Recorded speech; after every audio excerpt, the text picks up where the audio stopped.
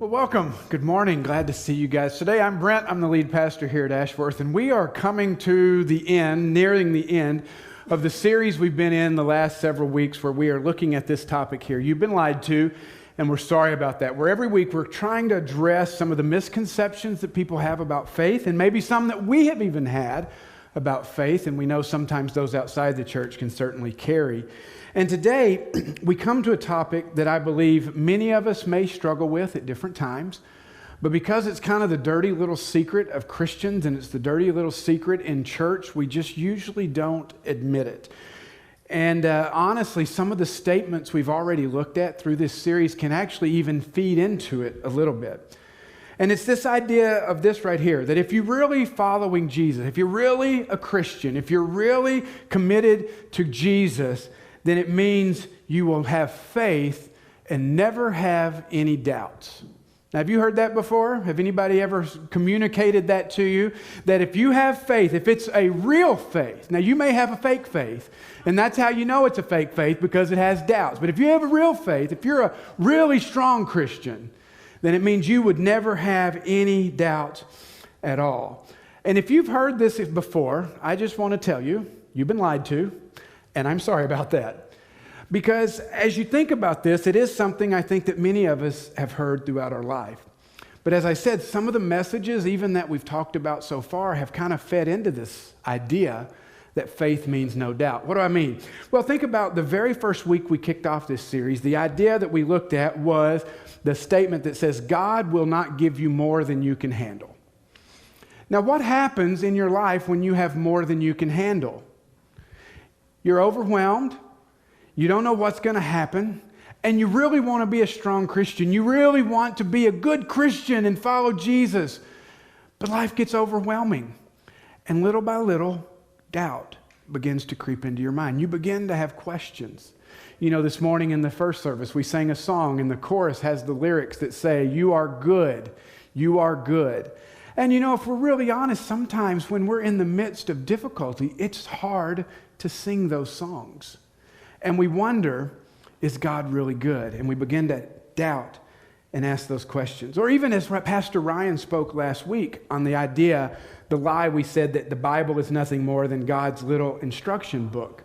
If you grew up in church like I did, if you went to Sunday school like I did, and you heard all these stories from the Bible like I did, you just grow up and you believe it. There it is. It's all there, right there. But what happens when you venture off to college one day and you find out that the world is just a little bit bigger than you thought it was, or maybe your church led you to believe it was? And I don't believe that college professors are from the devil and they're all out to make us pagan atheists or anything, but they are challenged, they are encouraged to make us ask the bigger questions of life. And what happens when your Sunday school story faith of infancy and childhood confronts the bigger philosophical questions of life in college, and those two don't really line up? And before you know it, doubts begin to swirl around in your mind. You see, that's what I want us to consider today, is how do faith and doubt work? Are they mutually exclusive? Can you have faith and never doubt? And can you have doubts? And does that mean you don't have faith? How do these two interact together? That's what I want us to look at today. But first, I want to kind of examine and say, where does this idea even come from?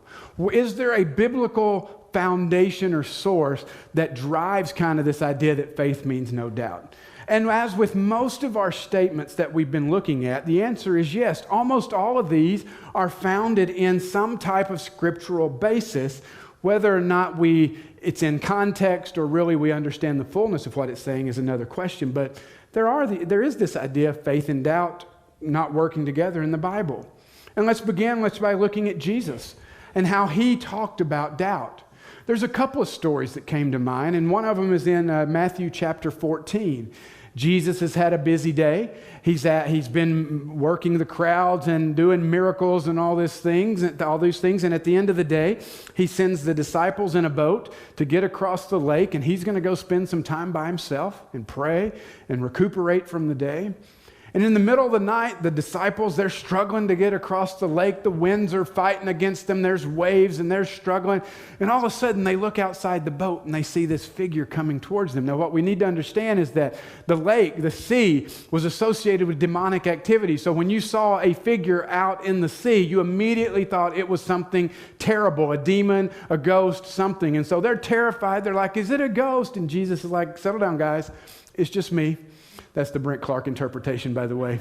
I think Jesus probably had a much better sense of humor than the gospel writers tell us. But he says, hey, it's me. And of course, Peter, the ever stick my foot in my mouth kind of guy I can really relate to, he's like, well, if it's really you, Jesus, tell me to come out there and walk to you. You know, Jesus is walking on water. It's this miracle. And he's like, Peter, come on out. Come join me. The water's just fine. And so Peter gets out of the boat and he begins to walk. And as he's outside that boat, he begins to look around. And he notices the wind and he notices the waves and he takes his eyes off Jesus and all of a sudden he begins to sink. I find it fascinating. He doesn't drop like a stone. It says he just begins to sink. And in that moment, Jesus reaches out his hands and he lifts him back up and he walks him back to the boat and they're all safe and secure. And Jesus in that moment looks at Peter and he says, you have little faith. Why did you doubt? And we read that and we go, well, Jesus said, don't doubt. But did he? He's really asking more the question of why did you doubt? He's not making a statement about doubt. In fact, he's looking at Peter, and we know about Peter's life that Peter, this is not a moment where Jesus is like, I'm done with you. It's actually a moment of growing for Peter. It's actually a moment where his faith is strengthened and deepened by what he just experienced. Another example with Jesus and his disciples is Thomas. We lovingly refer to Thomas as Doubting Thomas. Wouldn't you love to have that adjective attached to your name? Doubting Brent. Oh, awesome. Could we find something else? We know that after Jesus died, was buried, and resurrected, Jesus first appeared to Mary Magdalene and the women. And we know that this doesn't get a lot of press. You know, it's mentioned in the Bible, but it says the women went and told the disciples, but it says that the disciples initially didn't believe them. I mean, they were like, oh, you women are crazy. You don't know what you're talking about. But in that moment, Thomas is not there with them. And so the disciples come after they encounter Jesus and they believe, they get their proof, and they're like, Thomas, you're not going to believe this. Jesus is alive. It's amazing. And Thomas is like, nope, don't believe it. And Thomas makes the statement, he says, unless I see it for myself, unless I can touch it, I'm not going to believe it. About a week later, the disciples are all together. It says Jesus appears in the room with them. And he comes to Thomas, and he looks at Thomas, and he says to Thomas, he says, Thomas, put your fingers here. Go ahead, touch my side. Reach out your hand and put it in my side. And then he tells Thomas, he says, stop doubting and believe. And right here we hear it with Jesus' own words. He says, stop doubting. Don't do that. Believe. But even then, I find in this moment an interesting encounter, because this isn't really technically a rebuke of Thomas, but an encouragement for Thomas to move forward in faith. To move forward. Don't fall back, but to move forward. And then there's one other passage in the New Testament that really trips us up, because this is the one, I think it's the biggie. It's found in the book of James. And James chapter 1, that James writes this. He says, if any of you lacks wisdom, you should ask God, who gives generously to all without finding fault, and it will be given to you. But when you ask, you must believe and not doubt. Because the one who doubts is like a wave of the sea, blown and tossed by the wind. That person should not expect to receive anything from the Lord. Such a person is double-minded and unstable in all they do. Talk about an indictment on somebody. Wow, you are unstable. Whew, not the way you want to be described. And as you read James chapter 1, it's like case closed. Do you have doubts today? Stop it. Don't do that. Fake it till you make it. Convince yourself otherwise. And as I say those words, you're sitting here going, well, that sounds good, but it doesn't really carry a lot of weight, does it? It's silly to think we can convince ourselves into the faith. So what do we do with these passages? Do they tell us that faith means no doubt? You know, we can look at those passages and we could say, yes, I'm founding my faith on that. I will never doubt. And there's some other sides of this we'll look at in just a moment. But what I think the challenge is for us is to not just look at a few verses here and there, but to examine these verses against the entire narrative of Scripture from Genesis to Revelation and ask ourselves the question, do these verses line up with what we see laid out in the rest of Scripture? Because I know when I begin to read Scripture, if I go back even to the Old Testament and I go to the book of Genesis, I see a man named Abram, who's later called Abraham. And God comes to Abraham and he tells him, he says, I'm going to give you a child. And you're going to be the father of a nation. There's going to be so many of your descendants. They're going to be numerous, you won't even be able to count them. And after this first encounter, I read that Abram doesn't necessarily believe God. He says this is going to happen with his wife Sarah, but Abraham decides to short-circuit the process a little bit. And he says, well, his wife is like, well, I've got this handmaid Hagar. Why don't we help God out a little bit? You can have my maid here and have a child with her. And as we know, that really wasn't God's plan. It was kind of Abraham stepping in to kind of do his own thing. But what triggered him to want to do that? You know what it was? Doubt. And then after Ishmael was born to Hagar and Abraham or Sarah kind of sends her away and refuses to have anything to do with that, God comes back and says, I'm reiterating my promise to you, Abraham. I'm going to do this through you. You will have a nation from you. You will have descendants. And you read in Genesis, and you know how Abraham responded this time? It says, Abraham fell face down. He laughed and said to himself, will a son be born to a man of 100 years old? Will Sarah bear a child at the age of 90? Now, I don't know about you, but to laugh in the face of God does not seem like a man of strong faith. I mean, maybe that's just my interpretation of it. But what conflicts me is I read about Abraham and I see a man that I can relate to that hears words from God and doubts what he hears. And then I jump to the New Testament and we go to the book of Hebrews. And there's a chapter in the book of Hebrews, chapter 11, that is by affectionate terms called the faith chapter of the Bible, because over and over it says by faith, and it lists these individuals who are credited with having great faith. And would you like to guess who's listed at the beginning of that list? Abraham. How is it that Abraham could show such doubt in his life in interacting with God, and yet in the New Testament when he's remembered, he's shown to be a man of great faith? Something doesn't really match up there. You could look at David. David, who is called in the Bible a man after God's own heart, picked by God to be the king of Israel. And yet we can go to the Psalms, and when you read something like Psalm 17, you read this: how long, Lord, will you forget me forever? How long will you hide your face from me? How long must I wrestle with my thoughts and day after day have sorrow in my heart? Now, I don't know. That doesn't sound like the words of a very confident man to me. It sounds like the man who's in the pit of despair, who wants to trust and believe that God is there, but in these moments of real honesty, he's looking up, he's reaching out to God, and he knows he's dealing with doubt. We've already talked about Thomas. We've already talked about Peter. And these men had their doubts. And what I love about this is that in these moments of doubt, Jesus never looked at either one of these men and said, you know what? I'm done. I don't know what I have to do to you to prove to you who I am. I'm going to go find somebody else. Now, to be fair, that's probably what I'd have done. I'd have probably looked at you and been like, it's fine, go home. But Jesus never looks at their doubt as a reason to disqualify them for what they were going to do. They became pillars of the early church. Reading Acts 1 through 15, you read these incredible stories about Peter and how God used him. And he preached on the day of Pentecost. And thousands of people came to faith because of this sermon. And this is the same guy that was sinking in the water. His doubts didn't disqualify him. Thomas, we don't have it in the Bible really what happened to him, but historically we know that Thomas made his way to India.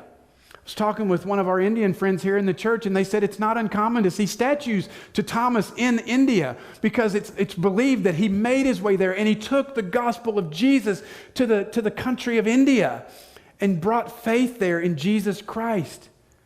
doesn't sound like someone who Jesus discredited or threw his hands up and said, I'm done with you.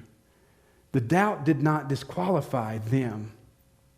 So even though we may find that doubt is discouraged in some places, we see that it's not disqualifying in others. And that's because I believe that we have to really change how we view doubt.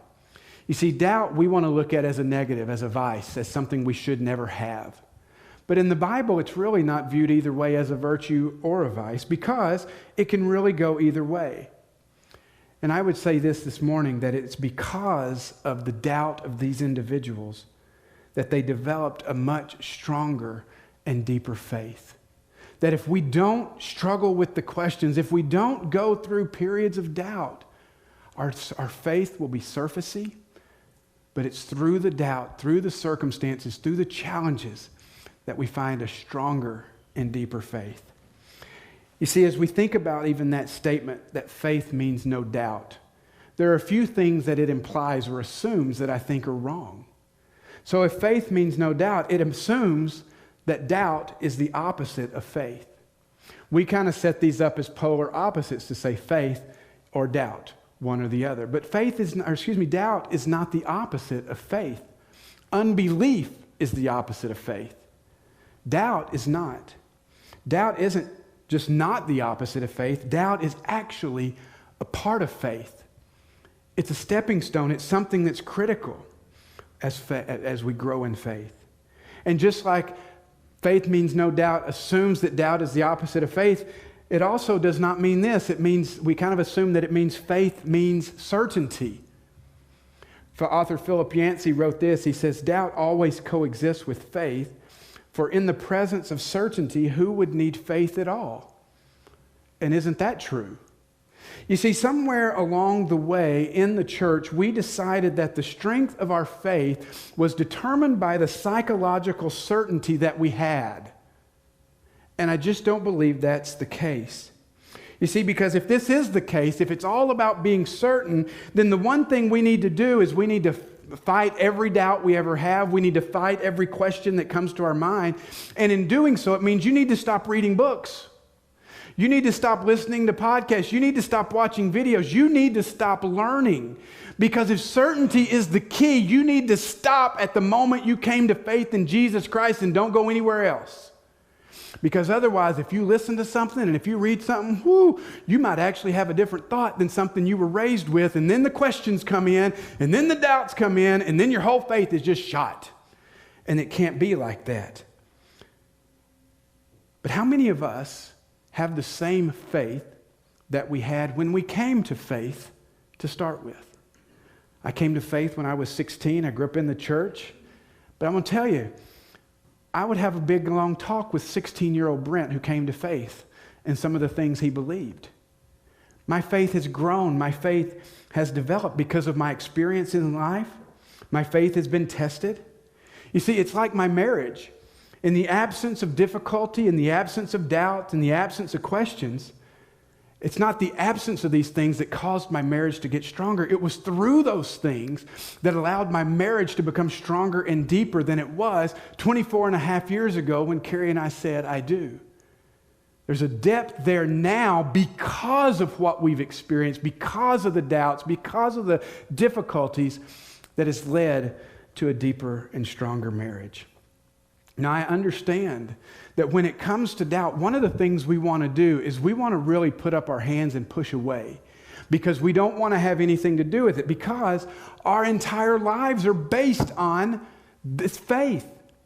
Our entire eternal destiny, our purpose for living, our existence is centered around our faith. And there is nothing scarier than to think you might be wrong. But what kind of faith do we really have if it can't stand up under scrutiny and questioning? If our faith is so weak and anemic that one little question or one little doubt can just destroy it, what type of faith, what kind of faith can we really say we have? I know some of us grew up under systems that discouraged questions. They discouraged doubting. But do you know what studies now show us? It says that kids who grow up in environments that encourage questions, and you allow teenagers to actually wrestle with these difficult questions, those are the kids that will develop a deeper and a lasting faith. There was a book written a few years ago called Sticky Faith that kind of highlighted this research that they'd done. They said, what creates a sticky faith in kids? And it's not the ones that say, this is the Bible, it's said, it's settled, believe it and move on. It's the ones that said, this is a place of honesty and authenticity, and we can open up, and we may not have all the answers, but you can ask those questions and we can explore them together. And your doubts aren't an automatic disqualification for being a part of us. In fact, your doubts are welcome here. So that's a couple of the things we assume that doubt and faith are opposites, and they're not, but we also assume that faith is certainty and faith is not certainty. But also one of the things I think this statement assumes, it assumes that faith is just simply proper theology. It's a set of beliefs. We assume that faith means just believing right things. And unfortunately, the Bible does talk about faith in this way, but it talks about it so much broader. And it's really sad when we reduce our faith down to just believing a right set of beliefs. Because Jesus didn't come to this earth, He didn't die on the cross, He didn't rise from the dead for you to believe right things. He did that so that you would have a deeper, dynamic relationship with God. That's why He did what He did. There's an author and professor named Dr. Richard Beck, and he says, for many Christians, faith simply means belief. Belief is taken to mean, I think proposition X is true. And so faith becomes an abstract, intellectual, cognitive, and rationalistic process. And the implication is that if you can get your intellect in line, then you don't have to have faith. But in the Bible, faith is never understood to be unshakable intellectual confidence. In the Bible, faith is more similar to perseverance, obedience, covenant faithfulness, or worship. We can't reduce faith down to right thinking about proper things. It's deeper than that. It's not an intellectual assent. And see, I think when we believe that faith is just believing right things, it goes back to last week's message when Pastor Ryan talked about the things that can happen when we become literalist about everything. We become rigid, inflexible, legalistic, uncompassionate. And our faith becomes static. But faith was never meant to be static. Again, faith was meant to be a relationship. Give and take, moving forward, steps back, working together, just like your marriage, just like the relationships in your life. They grow and they develop, and so should your faith. There's another problem here with this statement. I think it means that we struggle with, and maybe you've heard this, it assumes that good Christians never doubt. Well, if you were a good Christian, you would never doubt. Sometimes I think we believe that. Sometimes I think if I'm a good Christian, I should never have a question or never have a doubt.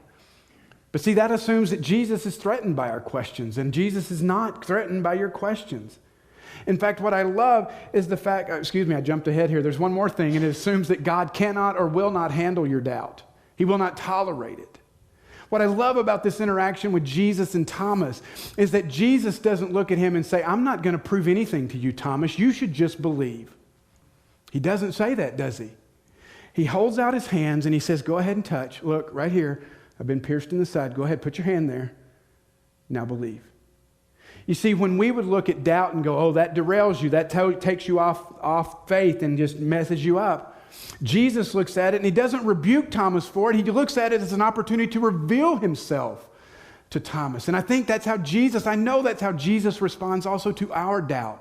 It's not where Jesus is looking up in heaven and He's going, you doubted, I'm going to smack you around because you shouldn't doubt.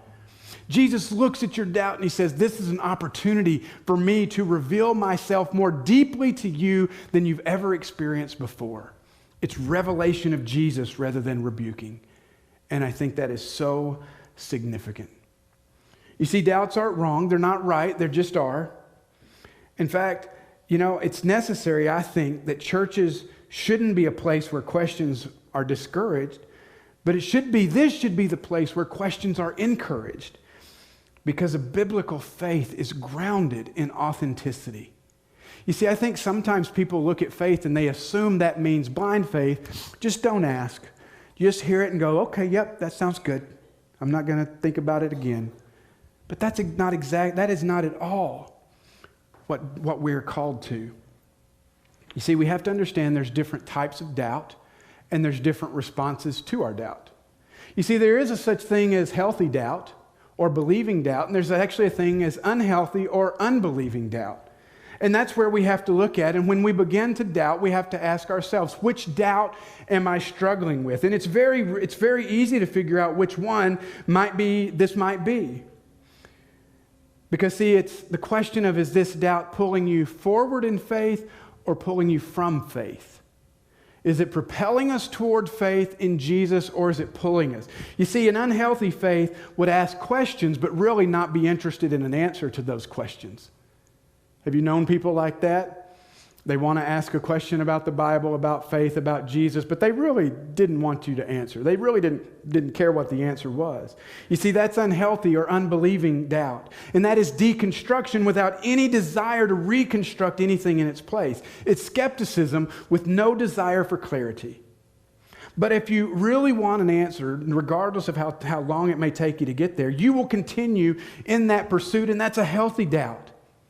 And where unhealthy doubt pulls us away from God, that healthy doubt pushes us forward, strengthens our faith, and goes to depths that we've never experienced before, giving us a solid footing in the nature and character of God, in the person and the work of Jesus Christ and the Holy Spirit.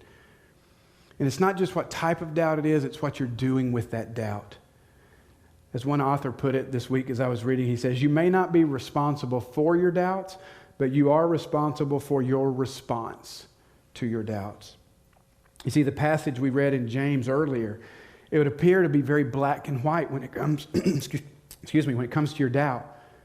But when we dig into it, we understand that really this is a very focused thing that James is talking about. He's not talking about faith in general. He's talking about praying and asking for wisdom. And in that context, we understand he's not talking about life in general, but also we understand that when he uses the word doubt, he's talking about wavering.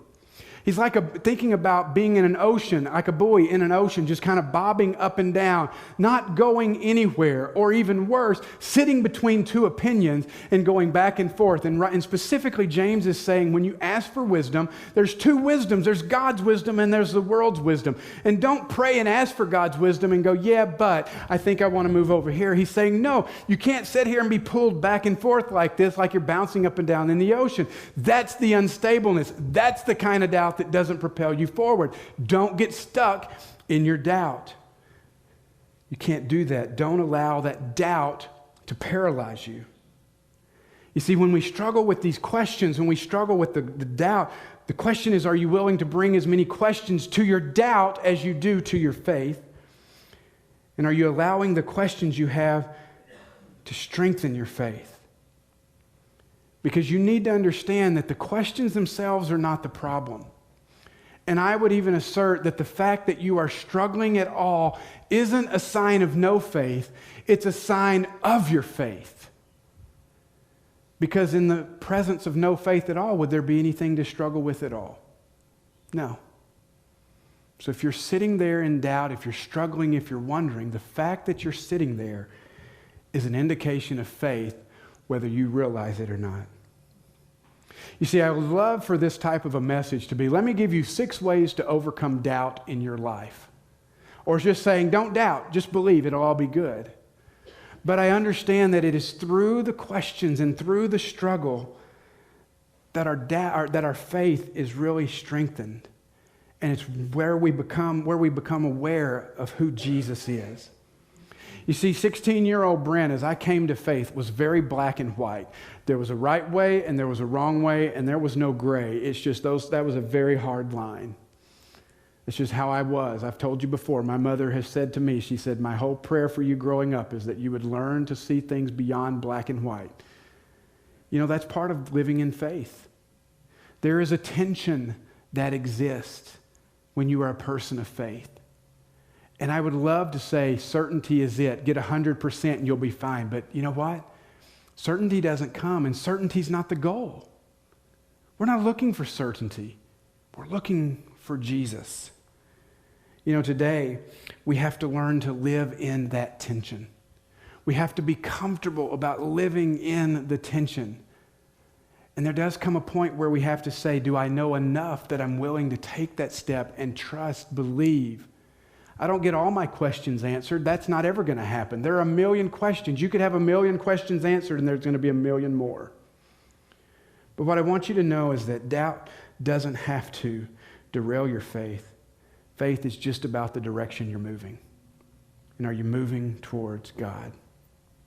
What you're struggling with today can actually help you and deepen your faith.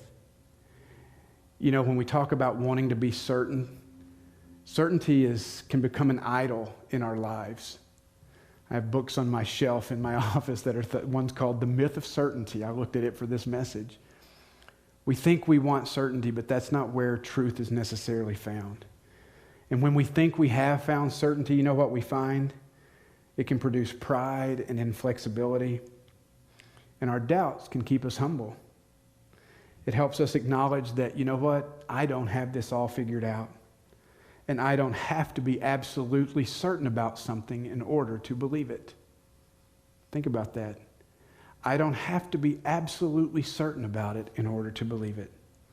You know, our doubts remind us of our humanity. You realize God created you the way we are. You realize God put this inquisitive nature within us. Nobody has to teach a toddler to ask the question, why? They just annoyingly do it all on their own. And it drives you nuts, doesn't it?